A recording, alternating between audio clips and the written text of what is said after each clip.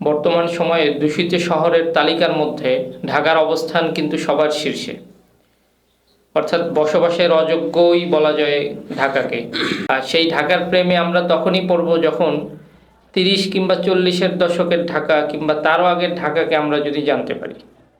তো সেই সময়কার ঢাকাকেই খুব সুন্দর ভাষায়, সহজ ভাষায় তুলে ধরেছেন কবি শামসুর রহমান তার স্মৃতির শহর এই বইটিতে।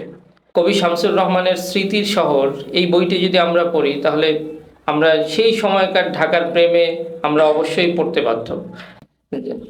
যারা 80 কিংবা 90-এর দশকে জন্মগ্রহণ করেছে কিংবা তারও পরে, তারা কিন্তু সেই ঢাকা অর্থাৎ 30-40-এর দশকের ঢাকা কিন্তু দেখতে পায়নি। তো কিংবা সেই ঢাকার যে ছাঁচ কিংবা সেই ঢাকার যে নমুনা, সেটা কিন্তু 80-90-এর দশকে ছিলও না। তো 30 কিংবা 40-এর দশকের ঢাকাকে যদি জানতে হয় কিংবা দেখতে হয় কিংবা প্রেমে পড়তে হয়, তো আমার মনে হয় যে কবি শামসুর রহমানের এই স্মৃতির শহর এই বইটি পাঠ্য, অবশ্যই পাঠ্য। একটা বিষয় কি দেখো, যে এই যে শামসুর রহমানের স্মৃতির শহর বইটা কিন্তু খুবই ছোট্ট একটা বই, প্রায় 87 পেজের মতো একটা বই। কিন্তু এই বইটাকে কিন্তু ওনার শৈশবের স্মৃতি বা আত্মজীবনীমূলক একটা বই বলা যায়। এবং আমার কাছে মনে হয় যে আমি দুইটা বইয়ের কথা আমার সবসময় মনে থাকে। একটা হচ্ছে যে কেউ যদি গ্রামকে জানতে চায় সহজভাবে, একদম সহজ ভাষায়, যে ভাষাটা পড়ার সাথে সাথে হচ্ছে গ্রামের স্মৃতিপটটা আসলে মনে ভেসে উঠবে, সেই বইটার নাম হচ্ছে হুমায়ুন আজাদের ফুলের গন্ধে ঘুম আসে না। এটা নিয়ে আমরা রিভিউ করেছিলাম। আবার সিমিলারলি কেউ যদি ঢাকাকে জানতে চায় একদম সহজ ভাষায়, সেই সময়ের ঢাকা, যে সময়ের ঢাকার ছিল বা পুরান ঢাকার অলিগলি, গাছপালা, তাজিয়া মিছিল, নবাব বাড়ি, ছোট কাটরা, বড় কাটলা, লালবাগ কেল্লা, পরিবিবির মাজার, এবং হচ্ছে পাশেই হচ্ছে রুটির কারিগর রুটি ভাজছে, বাকরখানি একটা সুবাসিত গন্ধ, চারদিক মৌ মৌ করছে। মানে পুরান ঢাকার সেই চিত্রটা, এখনকার কথা কিন্তু বলছি না, সেই সময়কার ঢাকা, যে সময়কার ঢাকা ছিল ফাঁকা ফাঁকা, এখনকার ঢাকা কিন্তু মানে সবকিছু দিয়েই ঢাকা, এক কথায়। সো ওই সময়ের ঢাকা, তুমি যেমনটা বললা যে 80 বা 90 দশকে যারা জন্মেছি বা তার উপরে যারা জন্মেছি, তারা আসলে ওই যে হারিয়ে যাওয়ার যে ঢাকা ছিল, যে ঢাকাগুলো ছিল আসলেই অনেকটা গ্রামীণ, অনেকটা সবুজ, সেটা ছিল 30-40 দশক বা তারও আগের ঢাকা, যে সময় আসলে কবি শামসুর রহমানের শৈশব জীবন ছিল ওই সময়টা। তো ওই সময়ের ঢাকার বর্ণনা উনি আসলে অনেক সুন্দরভাবে দিয়েছেন। এবং এই বর্ণনাটা পড়তে পড়তে এতটাই মুগ্ধ এবং বিমুগ্ধ হতে হয় যে মাঝে মধ্যে মনে হয় যে আসলেই কি মানে এই ঢাকা কি সেই ঢাকা যে ঢাকার গল্প বা বর্ণনা আমরা আসলে শুনছি বা আমরা আসলে পড়ছি। তো এই বইটার প্রতিটা পৃষ্ঠায় পৃষ্ঠায়, প্রতিটা পরতে পরতে আসলে স্মৃতিকাতরতা এবং স্মৃতিকাতরতা জাগায়। আমরা তো আসলে ওই সময় জন্মাইনি, এটা হয়তো বা আমাদের বাবা দাদা তাদের সময়কার কথা, কিন্তু আমরা এতটুকু বুঝতে পারি বা এই প্রজন্মের মানুষ এতটুকু বুঝতে পারবে যে আসলে এই ঢাকা কতটা ছবির মতো আঁকা ছিল, যেটা আসলে এখন আসলে খুঁজে পাওয়াটাই মুশকিল। আমি যদি মানে বই থেকে কিছুটা পড়ি, তাহলে আরো বুঝতে সুবিধা হবে। যে দেখো, যে একদম সরাসরি আমরা যদি বয়ে যাই, উনি যেমনটা শুরু করেছেন যে শহরের নাম ঢাকা, এই শহরের একটা সরু গলিতে যখন আমি প্রথম চোখ খুলেছিলাম, তখন ঢাকা ছিল কেমন ফাঁকা ফাঁকা, এত দর দালান ছিল না, বাস ছিল না, মোটর ছিল না, এমনকি রিক্সাও ছিল না, রাস্তায় ছিল না সারি সারি পিঁপড়ের মতো মানুষের ভিড়। স্মৃতির শহরের শুরুটা কিন্তু উনি আসলে এভাবেই করেছেন। সেই 40-এর দশকের আগের ঢাকা যে আদতে একটা গ্রাম ছিল, তার একটা জলজন্ত একটা বর্ণনা কিন্তু উনি আসলে এখানে দিয়েছেন। এবং এই বইটা উনি আসলে বলেছেন ব্যঙ্গমা ব্যঙ্গমীর গল্পের মধ্য দিয়ে, যে ব্যঙ্গমা ব্যঙ্গমী পাখির দুটো চরিত্র আর কি, তারা গল্প করছে এবং গল্পে তারা একজন আরেকজনকে সেই সময়কার ঢাকার ঘটনাগুলো শুনিয়েছে।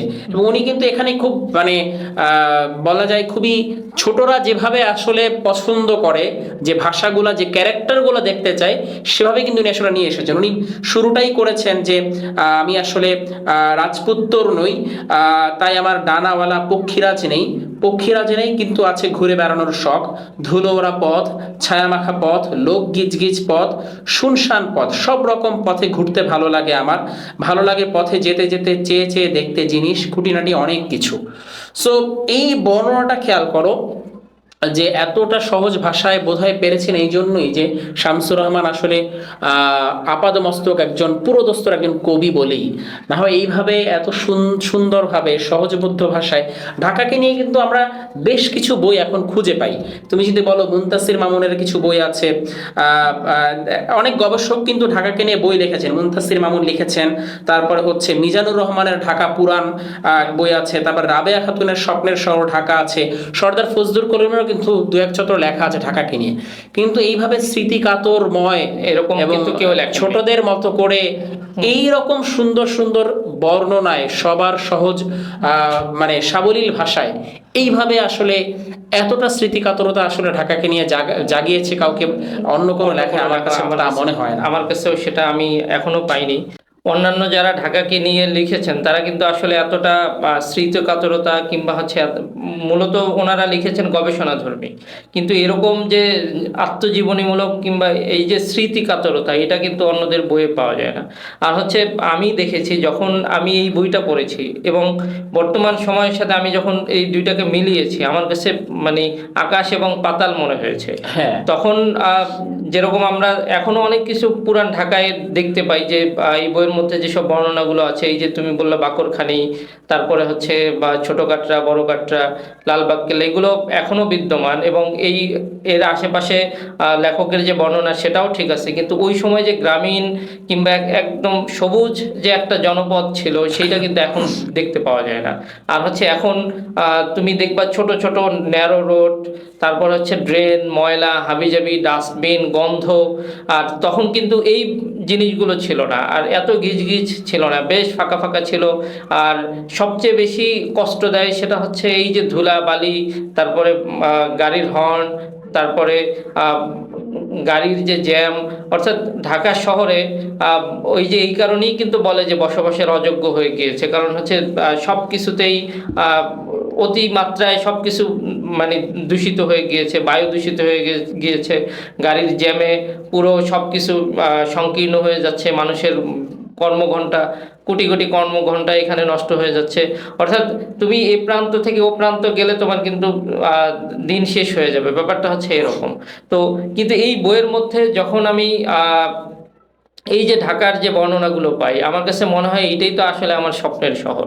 অর্থাৎ শহর বলতে কিংবা স্বপ্নের শহর বলতে আমরা যে সব শহরটাকে কল্পনা করি, যেরকম আমি যদি বলি যে আমার স্বপ্নের গ্রাম, তো আমি যেভাবে আমার গ্রামটাকে কল্পনা করব, ঠিক ওইভাবে যখন আমি আমার স্বপ্নের শহরটাকে কল্পনা করতে চাই তখন আমার মনে হয় যে সেই 30-40-এর দশকের যে ঢাকা সেটাই তো আসলে আমার স্বপ্নের শহর ছিল।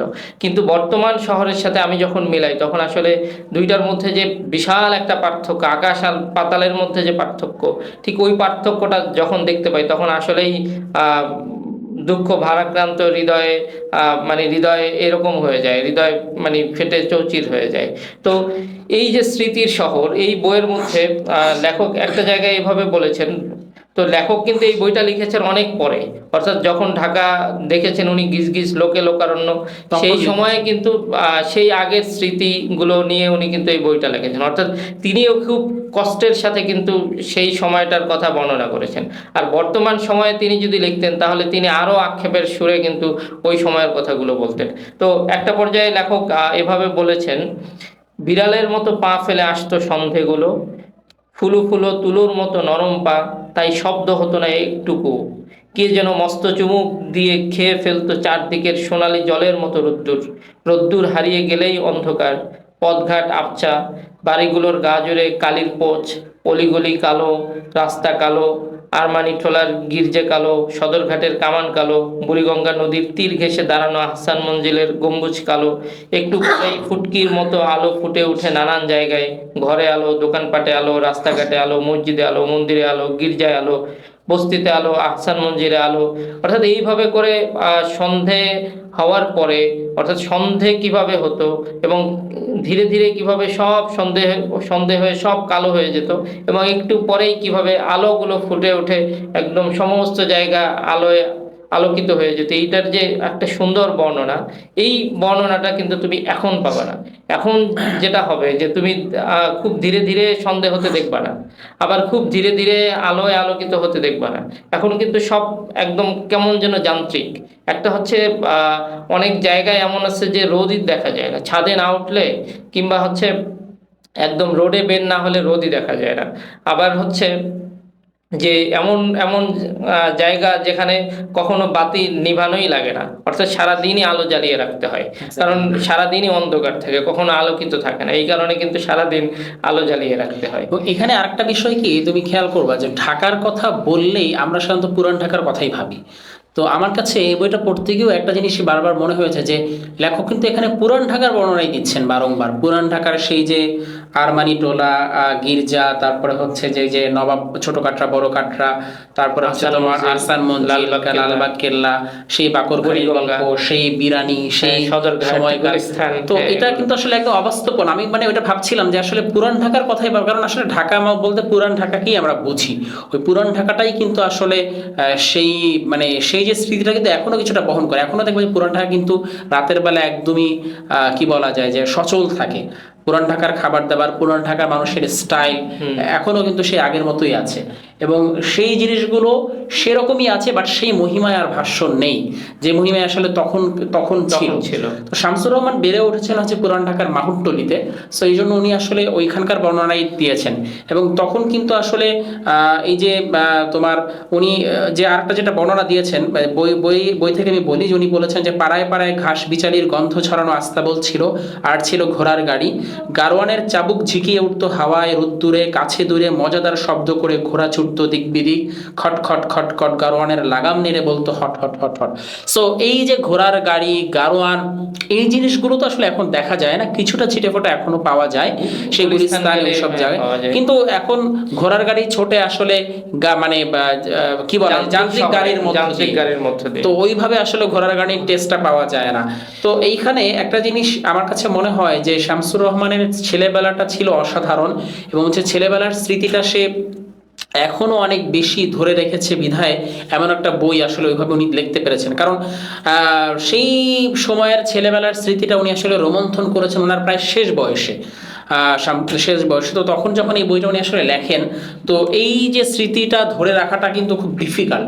বাট আমরা যদি ওই কোনো একটা নির্দিষ্ট জিনিসের প্রতি আমাদের স্মৃতিকাতরটা বেশি থাকে, আমরা কিন্তু ওই জিনিসটা অনেকদিন পরেও এসে আমরা ওইটাকে রোমন্থন করতে পারি। তো এই বইটার পুরো সবগুলো লাইনই মানে বইটার শুরু শেষ থেকে নিয়ে শুরু করে সবগুলোই কেমন যেন কাব্যিক ভাষা, কেমন যেন একটা স্মৃতি জাগানি একটা ভাষা, একটা হচ্ছে যে নস্টালজি একটা ফিলিংস, যেটা আমাদের কি সাধারণত গ্রামের প্রতি হয়। খেয়াল করে দেখো যে প্রত্যেকটা মানুষেরই কিন্তু গ্রামের প্রতি নস্টালজিয়া ফিলিংস আছে, কিন্তু ঢাকার প্রতি নস্টালজিয়া ফিলিংসটা এটা কিন্তু মানে গড়ে তোলাটা বা বিনির্মাণ করাটা একটা কঠিন কাজ, যেটা আমার মনে হয় শামসুর রহমান আসলে এইখানে সার্থক। যে কারণ এই বইটা না পড়লে আমারও মনে হতো না, এমনিতে তো আমরা জানি যে ঢাকা আগের ঢাকা অনেক ভালো ছিল, সেই শায়েস্তা খানের আমলে যখন আসলে 1 টাকায় আধমন চাল পাওয়া যেত, মন চাল পাওয়া যেত, মুসলিমের যে কাপড় চিরের কথা, ওগুলো সবই ঠিক আছে, ওগুলোর জায়গায় ঠিক আছে, কিন্তু ওগুলো পড়লে আমাদের মনে হয় যে ওই যুগটা অনেক ভালো ছিল।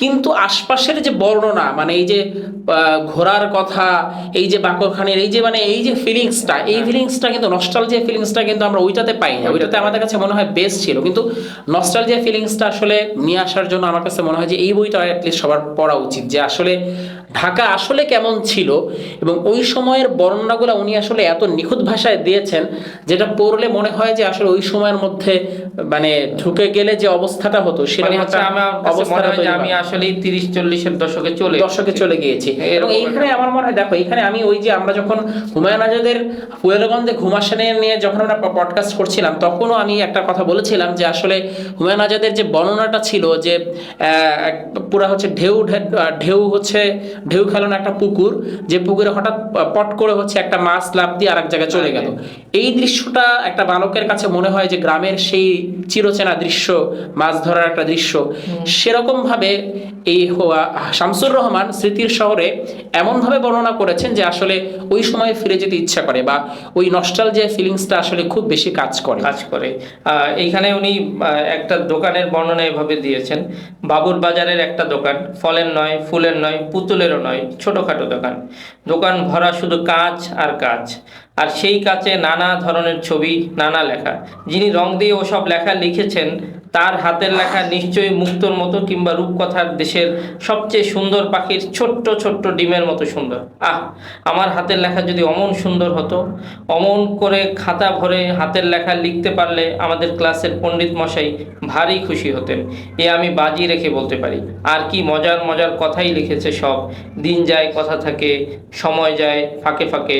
অন্যটিতে লেখা, সুসময়ে সকলেই বন্ধু বটে হয়, অসময়ে হায় হায় কেহ কারো নয়। অর্থাৎ এই যে এক ধরনের স্মৃতি রোমন্থন, আর এইগুলো কিন্তু ছিল একটা সময়, যে আমরা দেখেছি যে ছোট ছোট বাক্য, সেগুলো আমরা ঘরে লাগিয়ে রাখতাম। তারপরে হচ্ছে উপদেশমূলক কথা, সেগুলো মানে যেটা এখন কিন্তু অনেকটা হারিয়ে গেছে। এবং তুমি আরেকটা জিনিস খেয়াল করবা, তুমি যে লাইনগুলো পড়লা সেটার সেই ধারাবাহিকতা রক্ষা রেখে বলছি যে শামসুর রহমানের কবিতা, উনি আসলে কিন্তু কবি, ওনাকে কিন্তু আসলে আমরা প্রাবন্ধিক বলতে পারি না, ওনাকে কিন্তু আসলে কবি বলে সবাই। হ্যাঁ, তো ওনার এই ধরনের যে লেখা, এই যে লেখাটার মধ্যে মানে এটা কিন্তু লিখেছেন আসলে আত্মজীবনী আকারে, রচনার আকারে, কিন্তু এই লেখাটাও ঘুরে ফিরে আমার কাছে মনে হয় এটাও একরকম কবিতা। হ্যাঁ হ্যাঁ, এর কারণ হচ্ছে যে যার মানে সত্তাটাই কবির, সে আসলে ওইভাবেই কিন্তু সব লেখা লিখবেন। খেয়াল করে দেখো যে লাইনগুলো কিন্তু তেমন কবিত্ব ভাব আমরা দেখতে পাই লাইনগুলোর মধ্যে। তো এই বইটা পড়লে এক কথায় যে ঢাকার প্রেমে পড়ার মতো একটা বই। স্মৃতির শহর নামটাও যেরকম স্মৃতির শহর, এই বইটার নাম হতে পারতো স্বপ্নের শহর, তাহলেও আমার মনে হয় ঠিক ছিল। স্মৃতির শহর এটাও ঠিক আছে, কারণ শামসুর রহমানের স্মৃতির শহর। সো সব মিলিয়ে একটা সুখপাঠ্য এবং ঢাকাকে ভালোবাসার মতো একটা বই। আরেক জায়গায় উনি বলেছেন যে মাহুতটুলির রাস্তা, সাতরজা আর আরমানিটোলার পথ, নয়াবাজার, বাবুর বাজার, ইসলামপুর, চকবাজার, নবাবপুর, পাটুয়াটুলি, তাঁতিবাজার, কত পথ, কত সুন্দর সুন্দর রাস্তা, কত অলিগলি। কার না ভালো লাগে সব পথে হেঁটে বেড়াতে। সাতরজার সেই কেমন গন্ধ ভরা রাস্তায় কতবার হেঁটেছি, কখনো কারণে, কখনো বা অকারণে, অকারণেই বেশি। বাকরখালি রুটির একটা দোকান ছিল সাতরজার কাছে, চমৎকার রুটি বানানো হতো সেই দোকানটায়। মাঝে মাঝে সকালবেলায় হাজির হতাম সেখানে রুটি কেনার জন্য। 1 পয়সায় একটি রুটি হাতে এলেই দে স্যুট, বাসায় গিয়ে পেট পুরে খাও। কি মজাই না লাগতো বাকরখানি রুটি খেতে। অর্থাৎ এই যে স্মৃতি রোমন্থন, অর্থাৎ এইখানে কিন্তু অনেকগুলো জায়গার কথা উনি তুলে নিয়ে এসেছেন এবং বলেছেন যে কারণে অকারণে উনি হাঁটতেন। তো আসলে সেই সময়ের যে স্মৃতি কাতরতা কিংবা সেই সময়ের যে সৌন্দর্য, সেটা কিন্তু এখন পাওয়া যাবে না। এখন দেখা যাবে না আসলে যে তুমি কারণে অকারণে, অর্থাৎ এমন হয়েছে যে আমার অনেক বন্ধু বান্ধবও বলেছে যে যদি কাজ না থাকে তাহলে ঘর থেকে বের হয় না। কারণ হচ্ছে রাস্তার জ্যাম, ধুলোবালি, তারপরে বাঁশির অর্থাৎ হর্নের শব্দ, অর্থাৎ এই যে এক ধরনের কাঠখোট্টা জীবন, এবং চারপাশে ইট পাথরে ঠাসা, কোনো গাছ নাই, কোনো গ্রামীণ পরিবেশ নাই, কোনো সৌন্দর্য নেই। এরপরে রাস্তায় ড্রেনগুলো থাকে ভাঙা, পানি ওঠে খুব অল্প, সামান্য বৃষ্টি হলেই পানিতে একদম ভরে যায়, রাস্তা দুর্গন্ধ হয়ে যায়। অর্থাৎ বর্তমান সময়ের সাথে তুমি যদি সেই সময়টাকে তুলনা করো, তুমি আসলেই দেখতে পাবে যে বিশাল একটা পার্থক্য। তো আমরা আসলে এখনো এই বইটা পড়লে আমরা অনেক কিছু পাবো যেটা এখনো বিদ্যমান, কিন্তু সেই সময়ের যে সৌন্দর্য সেটা কিন্তু আর পাবো না। অর্থাৎ সব কিছুই আছে পুরান ঢাকায়, কিংবা হচ্ছে এই যে স্মৃতির শহর, এই বইয়ের মধ্যে যেসব বর্ণনাগুলো উনি বলেছেন বা যেসব কথা, সেগুলো কিন্তু সবই ঠিক আছে, এখনো কিন্তু বিদ্যমান। এবং সেই খাবারের কথা, সেই খাবারগুলোও এখনো আছে, রাস্তাগুলোও আছে, জায়গাগুলোও আছে, কিন্তু যেটা নেই সেটা হচ্ছে সেই সৌন্দর্যটা নেই, সেই যে গ্রামীণ পরিবেশ সেটা নেই, সেই যে রাস্তা ঠিকই আছে কিন্তু সেই যে রাস্তার প্রশস্ততা সেটা নেই। অর্থাৎ তুমি সব কিছুই পাবা, শুধু সৌন্দর্যটা হারাবা।